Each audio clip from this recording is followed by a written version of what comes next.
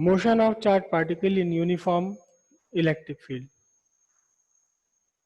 और मोशन भी कौन सा? Perpendicular to electric field. Electric field के परपेंडिकुलर। मोशन भी कौन सा? इलेक्ट्रिक फील्ड के परपेंडिकुलर। कैसे करेंगे इसे समझिए आप। एक इलेक्ट्रिक फील्ड है, इलेक्ट्रिक फील्ड मैं बना रहा हूं रेड कलर से, ठीक है। और इलेक्ट्रिक फील्ड बनाने का सबसे आसान तरीका होता है पैरेलल प्लेट कैपेसिटर के बीच में इलेक्ट्रिक फील्ड बना देना। पैरेलल प्लेट कैपेसिटर्स के बीच में, तो एक कैपेसिटर की एक प्लेट मैंने ये ड्रॉ करी और दूसरी प्लेट कैपेसिटर की मैंने ये ड्रॉ की, ठीक है। इसमें से एक प्लेट को पॉजिटिवली चार्ज दिया है, पॉजिटिव चार्ज दिया है, और सामने वाली प्लेट को इक्वल अपोजिट यानी नेगेटिव चार्ज जिसे आपने दिया। तो यहाँ पॉजिटिव चार्ज से नेगेटिव चार्ज की तरफ को, ये पॉजिटिव चार्ज से नेगेटिव चार्ज की तरफ को एक यूनिफॉर्म इलेक्ट्रिक फील्ड इंड्यूस हो गया। यूनिफॉर्म इलेक्ट्रिक फील्ड बन गया फ्रॉम पॉजिटिव टू नेगेटिव। ये लाइन मुझसे थोड़ा आड़ी तिरछी हो गई, लेकिन सारी लाइंस एक दूसरे के पैरेलल हैं। पॉजिटिव से निकलता है इलेक्ट्रिक फील्ड लाइन और निगेटिव में जाकर के खत्म हो जाती है। तो ये काफी हद तक ये यूनिफॉर्म इलेक्ट्रिक फील्ड होता है पैरेलल प्लेट कैपेसिटर की प्लेट्स के बीच का इलेक्ट्रिक फील्ड। ये एक प्लेट है और ये वाली दूसरी प्लेट है, दोनों के बीच एक यूनिफॉर्म इलेक्ट्रिक फील्ड आपने यहाँ एस्टेब्लिश कर दिया, करेक्ट। अब यहाँ से एक चार्ज पार्टिकल चलता है परपेंडिकुलर टू इलेक्ट्रिक फील्ड। ये मैंने एक एक्सिस ड्रॉ करी है यहाँ,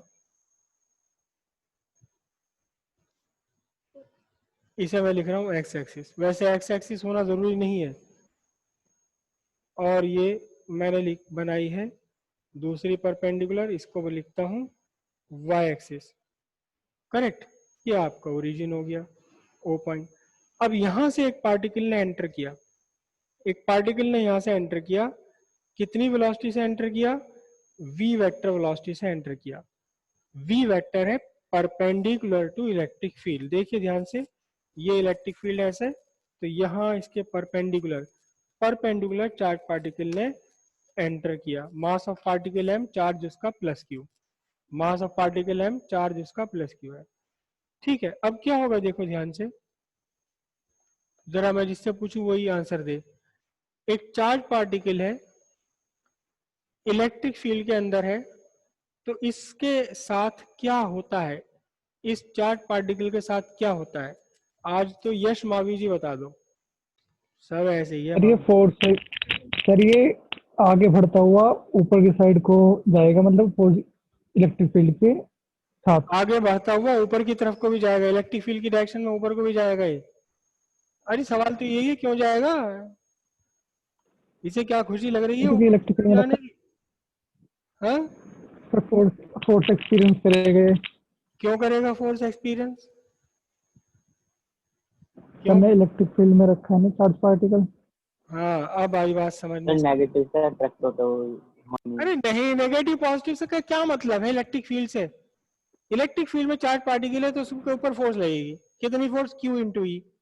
अब वो इलेक्ट्रिक फील्ड कहाँ से आया? पॉजिटिव से आया, नेगेटिव से आया, कहाँ से आया? आसमान में से बरसा, जमीन में से खोद कर निकाला? इससे क्या फर्क, क्या बात है? सीधी सी बात है, फोर्स लगेगी। तो चार्ज पार्टिकल है, इस पर चार्ज है प्लस क्यू और इसका अपना मास है एम। एम और क्यू, एम मास है और चार्ज इसका क्यू है। तो फिर अच्छा, ये जो इलेक्ट्रिक फील्ड है, इस इलेक्ट्रिक फील्ड की स्ट्रेंथ है ई वेक्टर। ई वेक्टर इसकी इलेक्ट्रिक फील्ड की स्ट्रेंथ है। फोर्स ऑन चार्ज पार्टिकल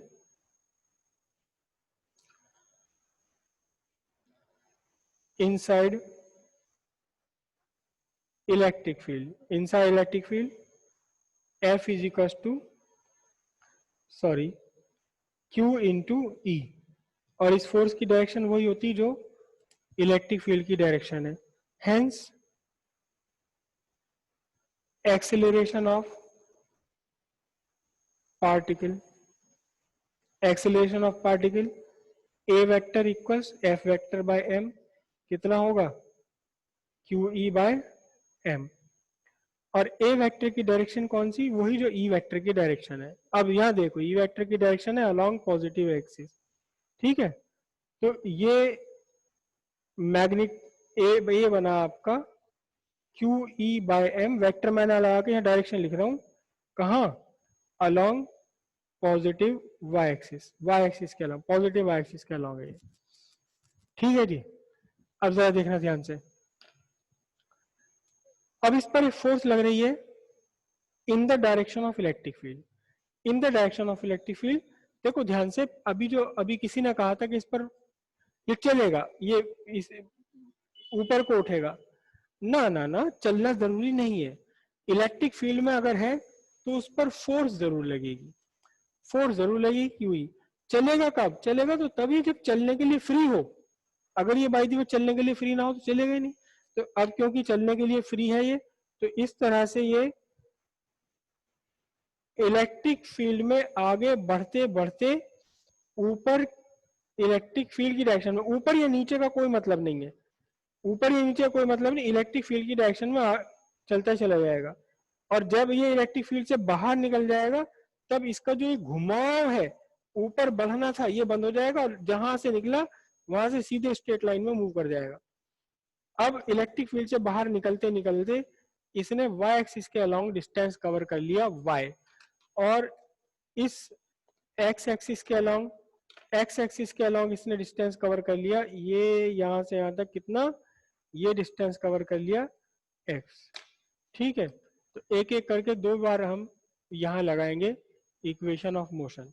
आगे भी बढ़ रहा है लगातार पार्टिकल, आगे ही बढ़ रहा है, और आगे तो इसलिए बढ़ रहा है क्योंकि इसकी वेलोसिटी थी, इसके अंदर अपनी इसकी वेलोसिटी थी, इनिशियल वेलोसिटी वी वेक्टर। अब वी वेक्टर कहाँ थी, along x axis, along x axis के, एक्स एक्सिस के अलोंग, ना तो कोई इसे रोक रहा ना इसे कह रहा चल आगे को, तो ये अपनी स्पीड से आगे चलता रहेगा। लेकिन वाई एक्सिस के अलोंग, वाई एक्सिस के अलोंग इसको फोर्स मिल गई, एक्सेलरेशन मिल गया, तो वाई एक्सिस के अलोंग और ज्यादा और ज्यादा और ज्यादा और ज्यादा और ज्यादा तेजी के साथ ये ऊपर उठेगा और फिर बाहर निकल जाएगा इलेक्ट्रिक फील्ड के, इलेक्ट्रिक फील्ड के बाहर जहाँ निकलेगा वहां से स्ट्रेट लाइन पर चला जाएगा। तो ये वेक्टर हो गया। अब दो बार मोशन कंसिडर कर लेते हैं, एक तो अलोंग एक्स एक्सिस और एक बार अलोंग वाई एक्सिस। तो यहां देखिए ध्यान से,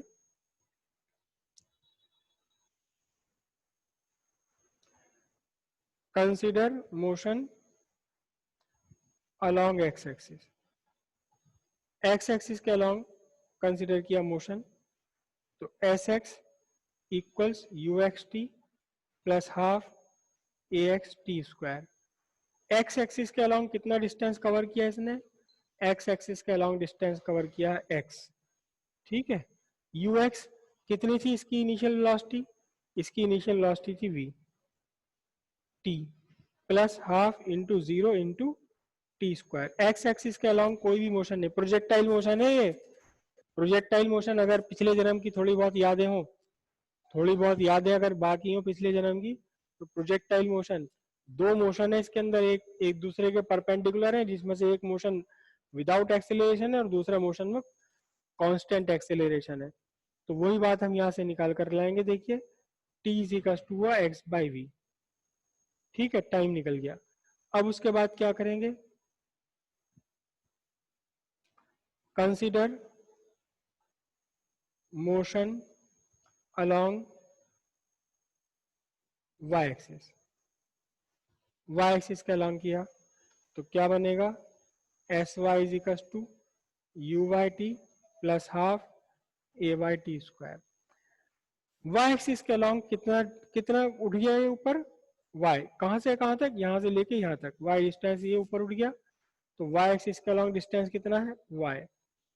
यू वाई, जब इसने अपना मोशन स्टार्ट करा तो इसके अंदर केवल वेलोसिटी थी एक्स एक्सिस के अलोंग, ये ना एंटर करने से पहले ना ये ऊपर उठ रहा था ना नीचे जा रहा था, ना पॉजिटिव एक्स एक्सिस के अलोंग इसकी कोई वेलोसिटी थी, ना negative, sorry positive y axis के अलोंग कोई वेलोसिटी नहीं, निगेटिव वाई एक्सिस के अलोंग कोई वेलोसिटी नहीं। तो यू वाई कितना, u y zero plus half a y ये रहा, वाई एक्सिस के अलोंग कितना एक्सेलरेशन है, मैग्नीट्यूड में रख रहा हूं केवल, क्यू ई अपॉन एम, और टाइम कितना निकाल लिया, टाइम ये निकाल लिया आपने, टाइम कितना निकाल लिया, टाइम निकाल लिया आपने x बाय वी। ये पूरा 0 हो गया। क्या बना जरा ध्यान से देखिए, ठीक। क्या बना देखिए, q E by 2m v x square, q E by 2m v x square, हाँ अपॉन में भी वी स्क्वायर आएगा। अब चार्ज कांस्टेंट पार्टिकल का जिस फील्ड में चल रहा है वो field electric field constant, particle का मास कांस्टेंट, इसकी इनिशियल स्पीड एक्स एक्सिस के अलॉन्ग ये कांस्टेंट। तो क्या बन गया ये इक्वेशन बन गई y इक्वल्स के एक्स स्क्वायर। और ये जो इक्वेशन है y इक्वल्स के एक्स स्क्वायर, ये क्या रिप्रेजेंट करती है इक्वेशन, ये इक्वेशन क्या रिप्रेजेंट करती है, ये रिप्रेजेंट करती है parabola. Hence path of particle is what, parabolic. Path कैसा है इसका, पैराबोलिक पाथ है ये देखिए पैराबोलिक पाथ पर होगा, ये सर्किल नहीं है, पैराबोलिक पाथ है। शुरू में स्ट्रेट लाइन सी होती है और फिर तेजी के साथ घूमता चला जाता है। ठीक वैसे ही पैराबोलिक पाथ जैसा आपने ग्रेविटेशन में पढ़ा था, प्रोजेक्टाइल मोशन में, प्रोजेक्टाइल ही है ये भी प्रोजेक्टाइल ही है, बस ग्रेविटेशन फोर्स की जगह इलेक्ट्रिक फोर्स आ गई। ग्रेविटेशनल फोर्स ने भी एक्सेलरेशन दिया था mg अपॉन m, यहाँ भी इसने एक्सेलरेशन दिया क्यू ई अपॉन एम। बाकी सारा का सारी कहानी वही की वही, घूम फिर के वही सारी बातें आती रहती हैं फिजिक्स में। फिजिक्स में नया तो बहुत कम निकल कर आता है, एक चीज सीखो उसमें से 10 चीजें निकल कर आ जाती हैं। क्लियर है यहाँ तक की बात ये सारी आपको, किसी को कोई प्रॉब्लम हो तो बताइए। ये के कहाँ से Yes, sir. आया, अरे भाई देखो चार्ज पार्टिकल का कांस्टेंट है, Yes, sir. मैग्नेटिक फील्ड इसमें चल रहा है वो कांस्टेंट है, ये 2 तो है ही 2, और मास ऑफ पार्टिकल भी कांस्टेंट है चाहे वो चल रहा हो या ना चल रहा हो, और जिस वेलोसिटी से आगे बढ़ रहा है ये भी कांस्टेंट है। तो इन सब की जोड़ घटाना गुणा भाग ये ऐसा वैसा मल्टीप्लिकेशन डिवीजन कर करा के जो कुछ भी आएगा वो सब कुछ कांस्टेंट रहेगा, तो उस कांस्टेंट को मैंने के लगा दिया। ये के है, ये पूरा का पूरा, Yes, sir. ये पूरा का Okay. पूरा के है। किससे कंपेयर करने के लिए, इक्वेशन ऑफ पैराबोला से कंपेयर करने के लिए मैंने इन सबको हटाकर के लगा दिया। और अब मेरी मर्जी है, मैं तो हटा के के लगाऊंगा, नहीं मेरी मर्जी नहीं है, बिल्कुल भी नहीं है, किसी की कोई मर्जी नहीं चलती यहाँ। क्यों, अपने आप में कांस्टेंट है, चार्ज नहीं बदल रहा, चाहे ये चले या ना चले। इलेक्ट्रिक फील्ड जिसमें ये चल रहा है ये throughout uniform electric field है। ऊपर ही हमने बात कर दी uniform electric field, uniform electric field. तो q constant, e constant, mass particle का चाहे चले, चाहे एक्सिस पे चले, वाई एक्सिस पे चले, चले ना चले, मास तो कांस्टेंट है। और साथ ही साथ जिस वेलोसिटी से इसने एंटर करा ये वेलोसिटी कांस्टेंट है। तो फिर इन सब का जो मल्टीप्लिकेशन डिवीजन करके आंसर आएगा वो फिक्स रहेगा, वो बदलेगा ही नहीं, बदलेगा नहीं तो उसकी जगह के लगा दिया। आगे करें।